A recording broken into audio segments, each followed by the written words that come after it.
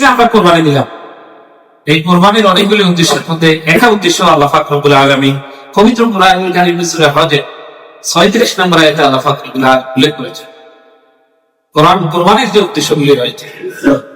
আল্লাহ পাক রব্বুল আলামিন বলেন, وَالْبُدَنَ جَعَلْنَاهَا لَكُمْ مِنْ شَعَائِرِ اللَّهِ لَكُمْ فِيهَا خَيْرٌ فَاذْكُرُوا اسْمَ اللَّهِ عَلَيْهَا صَوَافَّ فَإِذَا وَجَبَتْ جُنُوبُهَا فَكُلُوا مِنْهَا وَأَطْعِمُوا الْقَانِعَ وَالْمُعْتَرَّ كذلك سخرناها لكم لعلكم تشكرون। আল্লাহ পাক রব্বুল আলামিন বলেন, আর আমি কুরবানির উটগুলি তোমাদের কুরবানির উটগুলিকে আমি করেছি আল্লাহ, আমি আল্লাহর নিদর্শন সমূহের অন্যতম নিদর্শন, তাতে তোমাদের জন্য কল্যাণ আছে। কাজেই সারিবদ্ধ ভাবে দাঁড়ানো অবস্থায় এগুলির ফলে তোমরা আল্লাহর নাম উচ্চারণ করে সেগুলি দিয়ে কোরবানি করো। যখন তা কাত হয়ে পড়ে যায় তা থেকে তোমরা খাও, এবং শুধু তোমরা খাবে বিষয়টা তাই নয়, বরং ধনীদেরকেও খাওয়াও, গরিবদেরকেও খাও।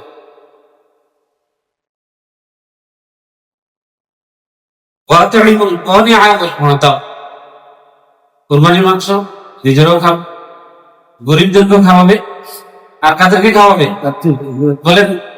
কি ধনীরা খেতে চাচ্ছে না মনে হয়, জন্য বুঝতেছে আল্লাহ জায়েজ করছে, খাইতে পারবেন ইনশাআল্লাহ। ধনী এবং গরিবকে খাওয়াও, এবং সহিহ মুসলিমের হাদিসে আসছে আমার জমা রাখো, প্রয়োজনে কি রাখো? জমা রাখো, ফ্রিজও রাখতে পারবে। তার অর্থ সবগুলি না, সবগুলি রেখে দিব এই অর্থে। এরপরে আল্লাহ পাক রব্বুল আলামিন কুরবানির যে মহৎ উদ্দেশ্য সেটা বর্ণনা করতেছেন, কাযালিকা সাখখারনাহা লাকুম লাআল্লাকুম তাশকুরুন। আল্লাহ পাক রব্বুল আলামিন বলেন, আর এগুলিকে আমি তোমাদের অধীনস্থ করে দিয়েছি, এই সবগুলি এই জন্য করেছি যাতে তোমরা লাআল্লাকুম তাশকুরুন, যাতে তোমরা শুকরিয়া আদায় করতে পারো। বলে কি আদায় করতে পারো? আবার বলেন কি আদায় করতে পারো? শুকরিয়া আদায় করতে, শুকরগুজার করতে পারো। তাহলে কোরবানির অসংখ্য গুরুত্বপূর্ণ উদ্দেশ্যের মধ্যে একটা উদ্দেশ্য কি বলে? কোরবানি করা মানে কি? শুকরিয়া আদায় করা। কার শুকরিয়া? আল্লাহ শুকরিয়া। তাহলে শুকরের কত গুরুত্ব, এবং আল্লাহ পাক রব্বুল আলামিন পবিত্র কোরআনুল কারীমের সূরা নিসা 147 নম্বর আয়াতে আল্লাহ পাক রব্বুল আলামিন বলেন, মা ইয়াফআলুল্লাহু বিআযাবিকুম ইন শাকারতুম ওয়া আমানতুম ওয়া কানা আল্লাহু শাকিরান আলীমা। আল্লাহ পাক রব্বুল আলামিন বলেন, হে আমার বান্দা, তোমরা যদি শুকরিয়া আদায় করো এবং ঈমান আনো, তোমরা যদি শুকরিয়া আদায় করো এবং ঈমান আনো, তাহলে আমি আল্লাহ কেন তোমাদেরকে শাস্তি দিব? সেটা হোক, পরকালীন হোক, কেন তোমাকে জান্নাতে জাহান্নামে দিব? তোমরা যদি ঈমান আনো এবং আমার নিয়ামত ভোগ করে তোমরা শুকরিয়া আদায় করো, আমরা কি আল্লাহর নিয়ামত গুণে শেষ করতে পারবো? শেষ করা যাবে? ওয়া ইন তাউদ্দু নি'মাতাল্লাহি লা তুহসুহা, তোমরা আমার নিয়ামত গণনা করে তোমরা কি করতে পারবে না, শেষ করতে পারবে। এই জীবনে আমরা অক্সিজেন দিয়েছি, রাখতেছি, আবার ফালাচ্ছি, নাম রাখছি। এই যে মনে করেন জীবনের শুরু থেকে আরম্ভ করে ততদিন হায়াত রাখছে আল্লাহ। এই অক্সিজেন যদি আমাকে হাসপাতালে বেডে শুয়ে যদি অক্সিজেনের বিল দেওয়া লাগতো, তাহলে কত কোটি টাকা অক্সিজেন আমি ব্যবহার করতেছি। মাছ যেভাবে সমুদ্রের পানির